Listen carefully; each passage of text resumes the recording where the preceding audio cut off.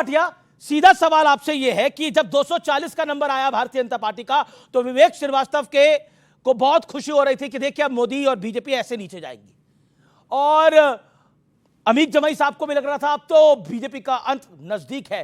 ऋतुराज झा ने तो इंश्योर कर लिया था कि दिल्ली में तो अब हो सकता है 70 में से 70 सीटें आएंगी, लेकिन आप हरियाणा जीत गए जो किसी को उम्मीद नहीं थी, एग्जिट पोल को भी उम्मीद नहीं थी। आप महाराष्ट्र में आपकी इतनी बड़ी जीत हुई जो शायद बीते 50-60 सालों में नहीं हुई।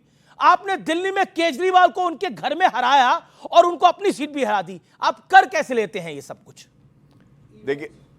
देखिए, सबसे पहले तो ये कहूंगा, जो असंभव को संभव कर दे वो देश के प्रधानमंत्री श्री नरेंद्र मोदी जी हैं। और आपने अभी कहा ना कि डोनाल्ड ट्रंप कह रहे हैं पीएम यू आर ग्रेट। ये भी विडंबना है इस देश की कि पूरा भारत के जितने नागरिक हैं सब कहते हैं नरेंद्र मोदी जी इज ग्रेट, हमारे दिल में, हमारी सराखों पे। जी जी। डोनाल्ड ट्रंप कहते हैं पीएम मोदी इज ग्रेट, इसका मतलब भारत ग्रेट है क्योंकि हमारे देश के लिए कहा जा रहा है, हमारे देश के प्रधानमंत्री है। लेकिन विपक्ष क्या कहता है? चौकीदार चोर है, बिच्छू सांप, कोई गाली ऐसी बची नहीं जो देते नहीं है।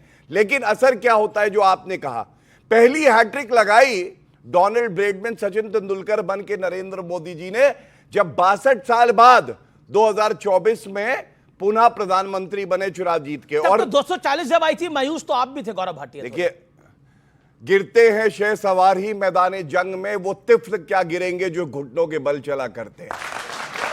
तो ऐसा है अमीर जी, आपने सही कहा, जिस तरह की मेहनत हमारे प्रधानमंत्री जी, राष्ट्रीय अध्यक्ष जी अमित शाह जी, तमाम कार्यकर्ताओं ने करी है, हमें उम्मीद थी कि हम पिछला आंकड़ा पार करेंगे, नहीं किया। लेकिन एक बड़ी बात है और ये जनता के लिए भी सबक है, हमने ईवीएम पे ठीकरा नहीं फोड़ा। हमने ये नहीं कहा जनता राक्षस है जैसे रणदीप सुरजेवाला कहते हैं।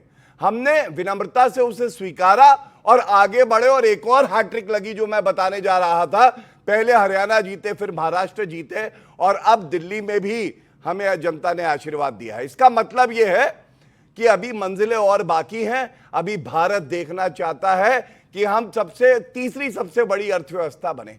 भारत देखना चाहता है कि जो पीओके कब्जाया हुआ है उसमें तिरंगा लहराए, और भारत देखना चाहता है हर युवा के पास नौकरी हो, इलाज के साधन हो, शिक्षा के साधन हो, और मुश्किल ही डगर क्यों ना हो, लेकिन ये मंजिल जीत के रहेंगे।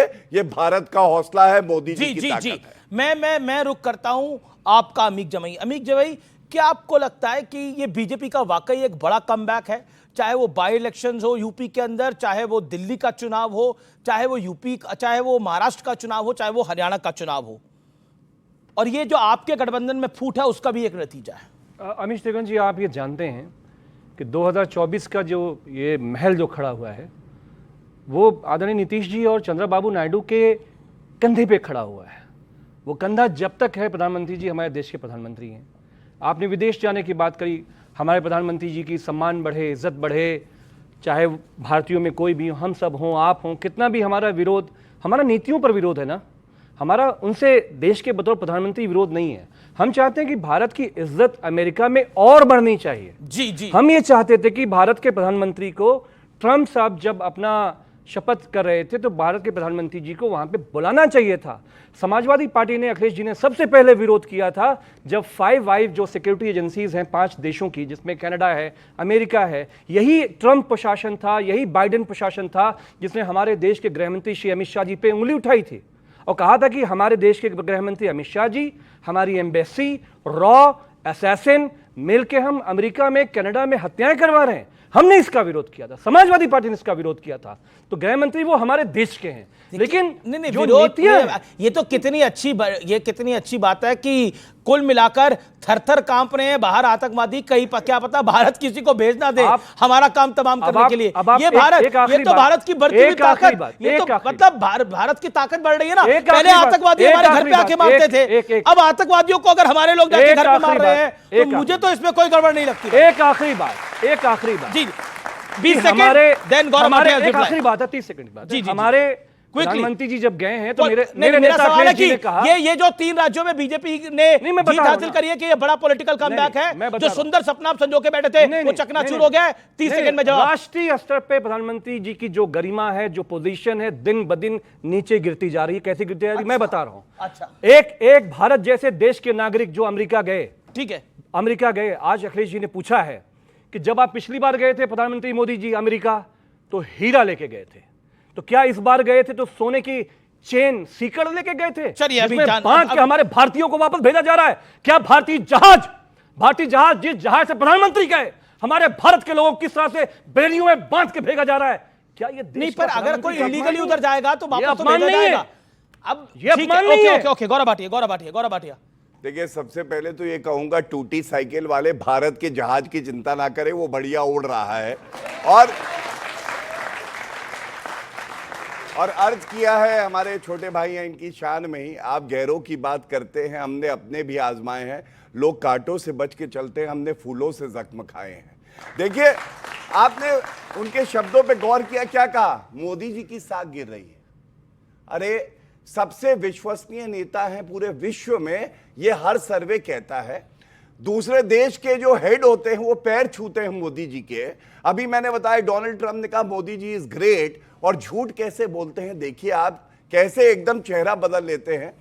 शपथ पे कभी भी हेड ऑफ द स्टेट को बुलाया नहीं जाता, ये वहां की परंपरा है। और भारत के जो विदेश मंत्री हैं वो प्रथम पंक्ति में बैठे हुए थे, तो जो उनका तरीका है उस तरीके से भारत वहां रिप्रेजेंटेड था और पूरी इज्जत और सम्मान के साथ था, क्योंकि अगर भारत की इज्जत होगी तो टूटी साइकिल की भी इज्जत होगी, याद रखना। दूसरी बात, देखिए अब फर्क क्यों आया है मैं बताता हूं। फर्क इसलिए आया है, मिल्कीपुर जो हारे हैं ना, सारा मिल्क इनका निकल गया है लग रहा है। 61,000 अभी बीच में नहीं, अभी देखिए छोटा भाई भी बोला। अच्छा ठीक है, एक आप भी 10 मैं केवल ये कहूंगा, जी देखिए बाय पोल हुए 10 बाय पोल, 10 में 8 भारतीय जनता पार्टी जीती और मिल्कीपुर जीती 61,000 से। और एक बात डंके की चोट पे कहता हूं, अयोध्या का कोई नरेश है तो वो भगवान राम है और कोई नरेश नहीं है, ये पता चल जाना चाहिए इनको। इसलिए ओके 30 सेकंड पार्टी के मेहमानों के पास में जा रहा हूं। लेकिन आप क्रेडिट लेते हो, मंदिर बनवाया आपने, शंकराचार्य हमारे महामंडलेश्वर जितने थे सबको आपने वहां से भगा दिया, लेकिन प्रभु श्री रामचंद्र जी का जो विश्वास था वो अयोध्या के नए राजा जो अवधेश पासी पे जो नए राजा है वहां के प्रभु श्री रामचंद्र जी ने विश्वास उन पे जताया। अयोध्या के लोगों ने, अयोध्या का राजा कौन है बताओ? भगवान अयोध्या का राजा श्री राम का, अयोध्या का राजा अवधेश पासी सांसद हो सकते हैं। अयोध्या का राजा मर्यादा पुरुषोत्तम राम के अलावा ना कोई हुआ था ना कोई होगा, इसमें कोई दो राय नहीं है। नहीं, अवधेश प्रसाद वहां के सांसद हैं। अवधेश पासी वहां के सांसद है। लल्लू सिंह वहां के सांसद रहे, वो सांसद है, वो सांसद ही रहे, लेकिन अयोध्या का राजा राजा राम ही है। ओके, मैं इस पे शेड्यूल कास्ट का नहीं क्या अयोध्या का राजा राजा राम है भाई। अवधेश नहीं, एक सेकंड क्यों नहीं राजा? मैं एक सेकंड मैं अब आता हूं ट्रंप के ऊपर, क्योंकि बार-बार बात हो रही है डोनाल्ड ट्रंप की। तो मुझे लगता है कि डोनाल्ड ट्रंप ने प्रधानमंत्री मोदी के बारे में क्या बोला वो मैं सुना देता हूं और उसके बाद राय लेता हूं। ओके, सुनाते हैं वो पहले। Oh, he's a much tougher negotiator than me, and he's a much better negotiator than me. There's not even a contest. Okay? Well, there was no role for our deep state. It was. This is something that the Prime Minister has been working on for a long time, and has been worked on for hundreds of years. Frankly, I've been reading about it. But I will leave Bangladesh to the Prime Minister. Okay, तो आप सोच रहे हैं मतलब Donald Trump कह रहे हैं कि बांग्लादेश का जो मोदी निर्णय करेंगे वही उसी निर्णय के हम साथ रहेंगे, और साथ ही साथ मोदी बड़े हार्ड नेगोशिएटर हैं।